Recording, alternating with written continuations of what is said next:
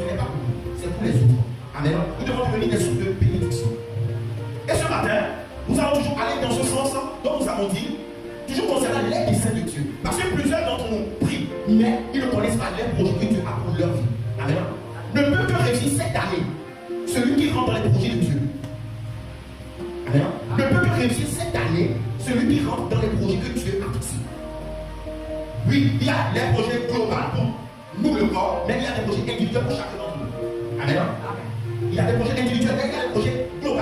Mais ces projets globaux, je peux vous assurer que les hommes de Dieu ne vont pas soutenir tes projets à toi. Amen. Amen. Les hommes de Dieu ne vont pas soutenir tes projets à toi. Les hommes de Dieu vont soutenir le projet de Dieu. Amen.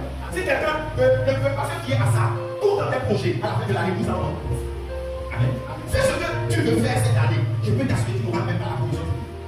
Amen. Parce que la provision divine s'attache à une vision. À ta vision à toi. Amen. Cela s'attache à la vision que Dieu a pour cette année. Amen. Amen. Amen. Est-ce que tu vas chanter, mais c'est la vérité. Tu vas courir, mais tu vas courir en vain. Tu vas faire des choses, mais tu vas les faire en vain. À la fin, tu n'auras Dieu que pleurer. Ou bien si tu as la réussite, tu seras seulement une réussite éphémère. Parce que cette réussite ne provient pas de Dieu. Or, la provision de Dieu s'attache à la vision, s'attache au projet. Parce qu'il dit qu'il fera une nouvelle chose. Il fera quelque chose de nouveau. Ne vous l'accordez pas. Il a des projets pour nous. Parce que nous avons un projet. Si tu as envie de te déplacer, pose-toi la question, est-ce que ce déplacement est dans le projet que Dieu a permis pour cette année? Sinon, tu vas faire le déplacement pour rien.